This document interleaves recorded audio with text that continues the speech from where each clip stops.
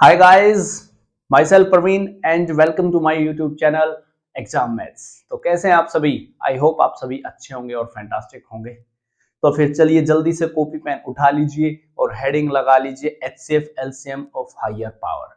कि जब पावर बहुत बड़ी बड़ी आ जाती हैं तो हम वहां पर HCF और LCM को हम कैसे फाइंड आउट करते हैं, क्या अप्रोच रहने वाली है सवालों को करने के लिए। आपने देखा होगा कि एनटीपीसी में भी यहां से डायरेक्ट सीधे सवाल आपके सामने आए हैं। तो फिर चलिए मैं सबसे पहले एक छोटा सा सवाल ले रहा हूं। सवाल इतना सा है, तो आज की क्लास का पहला सवाल अपना ये रहा। एक छोटा सा सवाल इतना सा आपसे एक बार सीधा पूछा गया है। यदि m की value 2 raise to power 2 multiply 3 raise to power 4 multiply 5 raise to power 7 है और जो n है उसकी value 2 raise to power 1 multiply 3 raise to power 3 multiply 7 raise to power 8, then find HCF and LCM। हालांकि सवाल में केवल HCF पूछा गया था, लेकिन मैंने आपसे यहाँ पर डायरेक्ट फिर सीधा LCM भी पूछ लिया ताकि मैं आपको सारी बातें बता पाऊं। आप सबसे पहले तो ये बात जाने कि HCF क्या होता है। जो चीज कॉमन होती है वही HCF होता है। आप एक बात देखें, दो इसमें भी है, इसमें भी है, दो m में भी है और n में भी है। इसका मतलब HCF में 2 आएगा और 2 की पावर जो छोटी है, जो स्मॉलर है, वही आएगी। 1 और 2 में कौन छोटा है? 1 छोटा है। फिर 3 दोनों में है तो 3 भी आएगा। अब 3 की पावर छोटी कौन है? 3 की पावर 3 छोटी, इसलिए ये 3 की पावर 3। ये क्या हो जाएगा? इस बात का HCF हो जाएगा। यही इस बात का क्या हो जाएगा? HCF हो जाएगा। मैं यदि LCM का जिक्र करूं तो जो चीज कॉमन है वो एक बार जरूर आएगी और जो चीज कॉमन नहीं है वो भी साथ में जरूर आएगी। लेकिन LCM में छोटी पावर की जगह हम बड़ी पावर लेते हैं। हम छोटी पावर की जगह हम बड़ी पावर लेते हैं जी, ठीक है। जैसे 2 की बड़ी पावर कितनी है? 2 है। फिर 3 की बड़ी पावर 4 है। फिर 5 की बड़ी पावर 7 है। नहीं सॉरी जी, 5 की बड़ी पावर 7 है, ठीक है। और 7 की बड़ी पावर कितना? 8 है। यही इस बात का क्या है जी? LCM है। और ये क्या हो जाएगा? इसका HCF हो जाएगा। तो इसके जैसा कभी आएगा तो फाड़ के रख देंगे, है ना। इस बात को जान पाए, जब HCF होगा तो जो चीज दोनों में कॉमन है, जो फैक्टर दोनों में कॉमन है, या उसको लिखना है और उसकी छोटी पावर लिखनी है। जब LCM निकालेंगे, जो कॉमन है उसको तो एक बार हम लिखते ही हैं और जो चीज कॉमन नहीं है उसको भी लिखना है, लेकिन यहां पर बिगर पावर होगी, ठीक है। यहां पर बिगर पावर होगी, बड़ी वाली आएगी, ठीक है। तो आगे बढ़े, तो आगे बढ़ते हैं, लेते हैं तो अब कुछ ऐसे सवाल तो जिससे पहले आपको थोड़े बहुत फॉर्मूले याद होने चाहिए। वो इतनी इतनी सी बातें, बहुत छोटी छोटी सी बातें, मैं आपको सारी बातें बताऊंगा। देखिए, आप इस बात को जाने, यदि n ओड हो, यदि n क्या हो? ओड हो, तो x की पावर n जमा a की पावर n, x की पावर n माइनस a की पावर n। तो इसका एक फैक्टर होता है, वो होता है भाई x जमा a, और इसका एक फैक्टर होता है, वो होता है x माइनस a। यदि पावर ओड हो तो x जमा a की पावर n का एक फैक्टर होता है x जमा a, और यदि बीच में माइनस है तो फिर फैक्टर होता है x माइनस a। मैं अभी आपको जी बताऊं बीगा ऐसा क्यों है। यदि n इवन हो जाए, यदि n इवन हो जाए तो x की पावर n जमा a की पावर n, तो इसका कोई भी फैक्टर नहीं होता। ये बात आपको याद रखनी है जी, बहुत इंपॉर्टेंट है।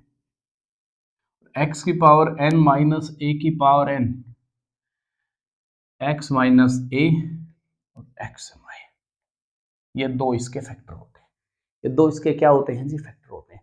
आप इस बात को जाने यार, फैक्टर का मतलब क्या होता है? फैक्टर का मतलब होता है, जैसे 12 के फैक्टर क्या होंगे? 2 गुना 2 गुना में 3। फैक्टर का मतलब होता है बीच में मल्टीप्लाई का निशान, बीच में मल्टीप्लाई का निशान। भाई जैसे मैंने आपसे कहा जी 8 के फैक्टर कितने होंगे, 2 गुना 2 गुना में 2, तो ये सबके बीच में भाई मल्टीप्लाई आएगी, है ना। लेकिन जैसे ही मैं जैसे कह रहा हूं आपको ओड के बारे में, मैंने आपसे कहा जैसे ओड के बारे में, यदि ओड का जिक्र कर रहा हूं तो क्या मैं n की वैल्यू को जी मैं 3 मान सकता हूं। मैंने 2 मिनट के लिए n की वैल्यू 3 मान ली भाई, क्योंकि 3 एक ओड नंबर है। तो यहां पर क्या हो जाएगा, x की पावर 3 जमा a की पावर 3, और ये क्या होता है x जमा a, और उसके बाद मल्टीप्लाई एक्स स्क्वायर जमा ए स्क्वायर माइनस ए एक्स, ये होता है। यदि x की 3 माइनस a की पावर 3 आएगी तो क्या होता है x minus a, x square जमा ए स्क्वायर जमा ए एक्स, ये होता है। तो आप देखोगे बीच में सब में मल्टीप्लाई का निशान है ना। लेकिन जैसे मैं चलता हूं जी इवन पे, यदि n को मैं 2 मानूं, मैं यदि n को 2 मानूं तो क्या होगा, एक्स स्क्वायर जमा ए स्क्वायर और एक्स स्क्वायर माइनस ए स्क्वायर, ये क्या होता है, ये होता है एक्स माइनस ए और एक्स प्लस ए। लेकिन जैसे ही आप इसको खोलने की सोचते हैं ना, यहां पर कोई फैक्टर नहीं बनता है, क्योंकि ये क्या होता है एक्स जमा ए का होल स्क्वायर और माइनस में 2a भी हो जाएगा।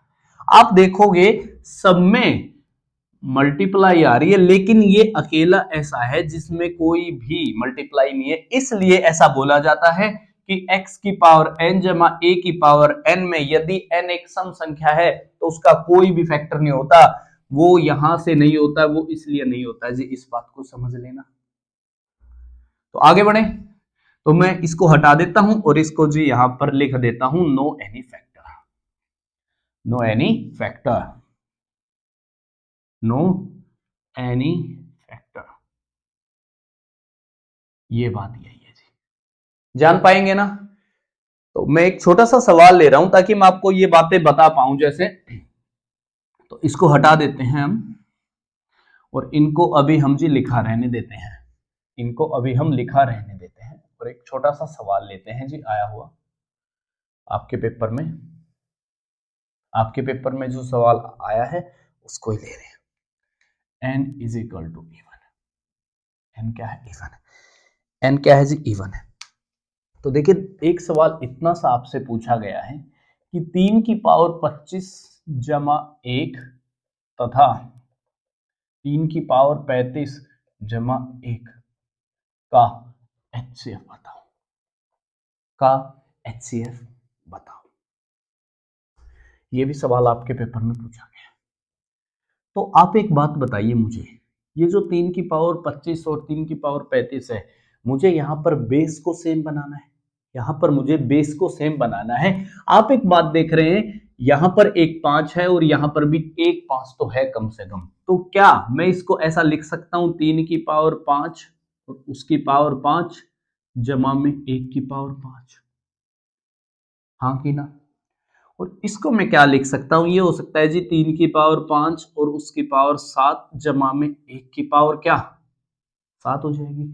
तो अभी आप देखोगे मैं इसको यहां वाली फॉर्म में ले आया जी, मैं इसको यहां वाली फॉर्म में ले आया। इसका मतलब ये हुआ कि इसका एक फैक्टर 3 की पावर 5 जमा में 1 होगा और यहां का भी एक फैक्टर क्या होगा जी 3 की पावर 5 जमा में 1। यदि दोनों में ये फैक्टर कॉमन है तो फिर HCF भी क्या हो जाएगा, तो आपका फिर जवाब होगा 3 की पावर 5 जमा में 1 हो जाएगा, ये इसका HCF हो जाएगा। सर यही उत्तर है, यही उत्तर है। जान पाएंगे इतने से बात, ये यहां पर भी कॉमन है, ये यहां पर भी आएगा, इसका मतलब HCF वही तो होता है, जो चीज दोनों में कॉमन हो वही HCF होता है। ये इसमें भी आएगा कहीं पर, ये इसमें भी आएगा, तो मैंने इसको बाहर निकाल के लिखा है और इसी का नाम क्या है जी, HCF है। देख पाएंगे। मैं एक और एग्जांपल ले रहा हूं आपको ये बात बताने के लिए। भाई बहुत सारे टीचर पता है क्या करते हैं, वो आपको ये बात बताते हैं कि यदि ये अंदर वाली पावर का यदि ओड फैक्टर है तो ऐसा लिख लो, सम फैक्टर है तो ऐसे लिख लो। यार आपको इतना झमेले में नहीं पड़ना है, इतना ज्यादा झमेले में नहीं पड़ना भाई आपको। यार सीधा केवल और केवल जी ये 4 फॉर्म हैं तो इन्हीं में लेके आना है, उसके बाद फिर सवाल का हलवा बन जाएगा, है ना। तो जरा देखिए, मैं एक छोटा सा सवाल और भी ले रहा हूं आपके लिए। वो इतना सा सवाल है, आपने शायद देखा भी होगा।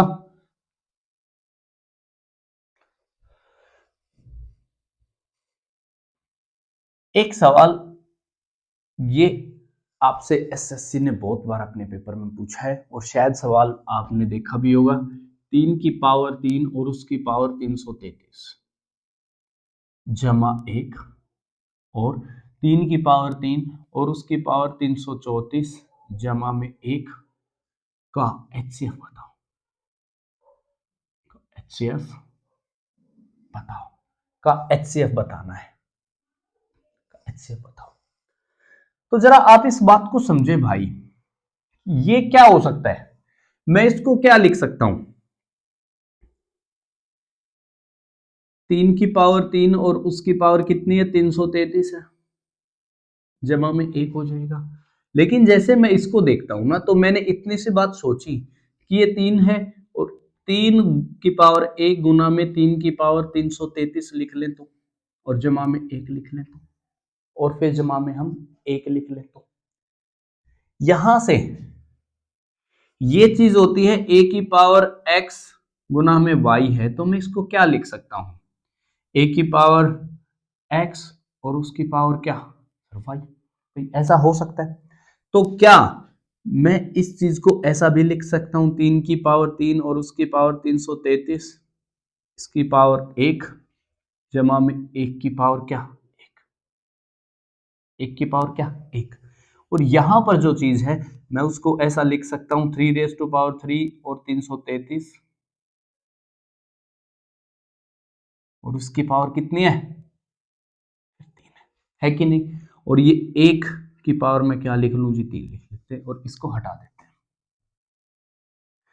यदि आप ये बात नहीं जानते तो आप इंडाइसिस और सर्ड्स की मेरी जो वीडियो है उसको आप देख सकते हो, वहां पर मैंने आपको ये बातें बड़ी डिटेल में बताई हैं, ये a की पावर x उसकी पावर y। तो अभी आप एक बात देखोगे कि यहां पर ये भी सेम है, यहां पर ये सेम है।